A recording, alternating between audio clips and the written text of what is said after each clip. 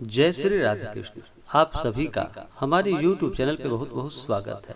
आइए सुनते हैं श्रावण मास महात्म्य 14वें अध्याय की कथा। श्रावण मास का हिंदू धर्म में बड़ा ही विशेष महत्व माना गया है।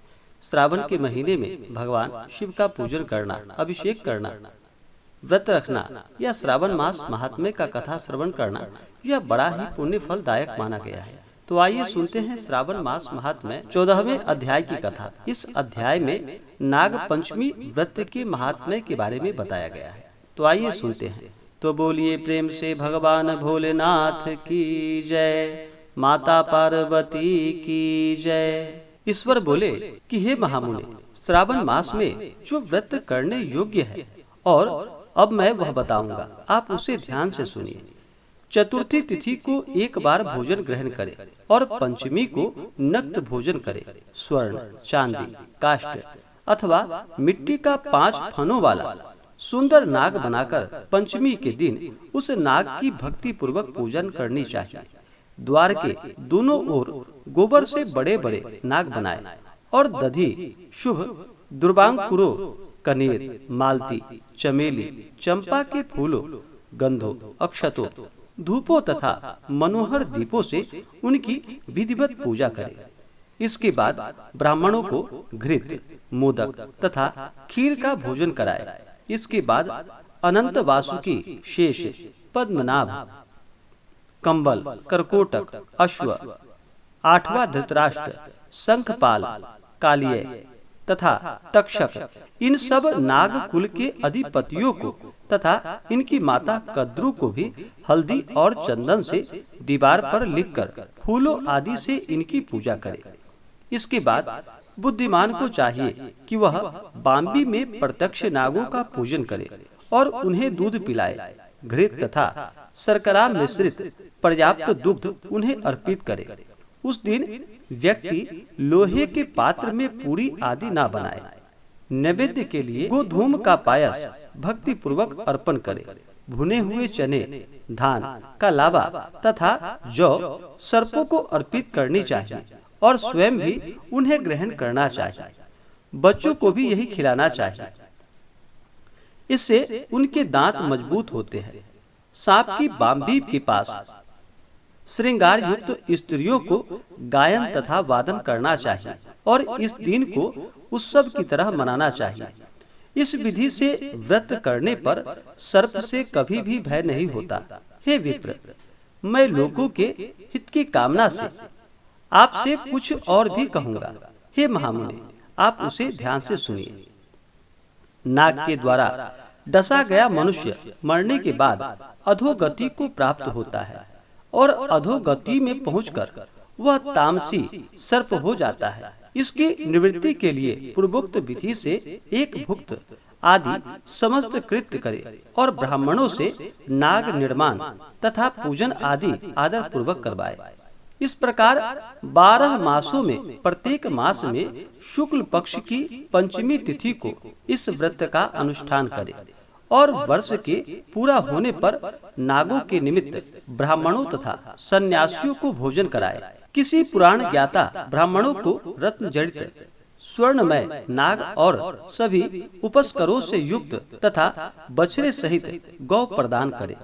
दान के समय सर्वव्यापी, सर्वगामी, सब कुछ प्रदान करने वाले अनंत नारायण का स्मरण करते हुए यह कहना चाहिए कि हे गोविंद, मेरे कुल में अगर कोई व्यक्ति सर्प दंश से अधोगति को प्राप्त हुआ है, वे मेरे द्वारा किए गए व्रत तथा दान से मुक्त हो जाए।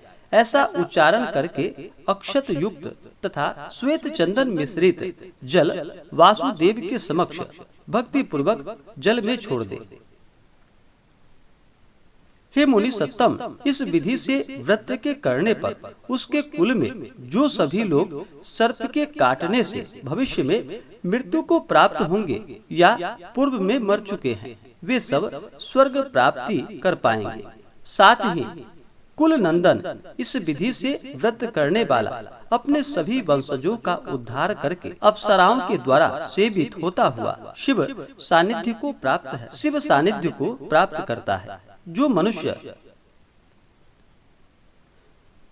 वित्त साठ्य से रहित होता है वही इस व्रत का संपूर्ण फल प्राप्त करता है। जो लोग शुक्ल पक्ष की सभी पंचमी तिथियों में नक्त व्रत करते, भक्ति संपन्न होकर पुष्प आदि उपहारों से सौभाग्यशाली नागों का पूजन करते हैं, उनके घरों में मणियों की किरणों से विभूषित अंगों वाले सर्प उन्हें अभय देने वाले होते हैं और उनके ऊपर प्रसन्न रहते हैं। जो ब्राह्मण गृह दान का प्रतिग्रह करते हैं वे भी घोर यातना भोग कर अंत में सर्प योनि को प्राप्त होते हैं।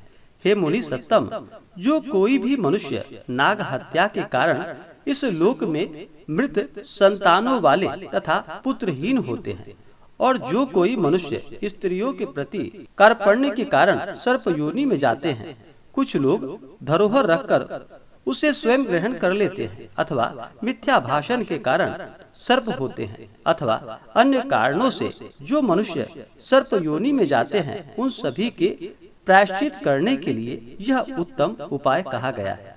यदि कोई मनुष्य वित्त साठ्य से रहित होकर नाग पंचमी का व्रत करता है तो उसके कल्याण के लिए सभी नागों के अधिपति शेष नाग तथा वासुकी हाथ जोड़कर प्रभु श्री हरि से तथा सदा शिव से प्रार्थना करते हैं। तब शेष और वासुकी की प्रार्थना से प्रसन्न हुए परमेश्वर शिव तथा विष्णु उस व्यक्ति के सभी मनोरथों को पूर्ण कर देते हैं। वह नागलोक में अनेक प्रकार से विपुल सुखों को भोग कर उसके बाद में उत्तम वैकुंठ अथवा कैलाश में जाकर शिव तथा विष्णु का गण बनकर परम सुख को प्राप्त करता है। हे वत्स, मैंने आपसे नागों के इस पंचमी व्रत का वर्णन कर दिया। इसके बाद अब आप अन्य कौन सा व्रत सुनना चाहते हैं? इस प्रकार से श्री स्कंद पुराण के अंतर्गत ईश्वर शरत कुमार संवाद में श्रावण मास महात्म्य में नाग पंचमी व्रत कथन नामक 14वां अध्याय पूर्ण हुआ। तो बोलिए प्रेम से भगवान भोलेनाथ की जय, माता पार्वती की जय। इसी प्रकार से अगर आप आगे के अध्याय को सुनना चाहते हो, हमारे चैनल पे नए हैं तो हमारे चैनल को लाल बटन दबा करके सब्सक्राइब करें, साथ में बेल आइकन घंटी को दबाएं ताकि मेरे वीडियो का नोटिफिकेशन आपको समय समय से मिलता रहे। वीडियो को लाइक करें, शेयर करें। सुखी रहे और स्वस्थ रहे। जय श्री राधे कृष्ण। धन्यवाद। अगर आपने पहले के अध्याय को नहीं सुना हो तो आप वीडियो के आइकन में जा करके या हमारे चैनल पे श्रावण मास महात्म्य के नाम से प्लेलिस्ट बनाया गया है, आप चाहें तो वहां से जा करके श्रावण मास महात्म्य की कथा को श्रवण कर सकते हैं। तो मिलते हैं फिर अगले वीडियो में। भगवान शिव माता पार्वती की कृपा से आप सभी को सभी प्रकार के सुख और समृद्धि की प्राप्ति हो। मिलते हैं अगले वीडियो में। जय श्री राधे कृष्ण। धन्यवाद।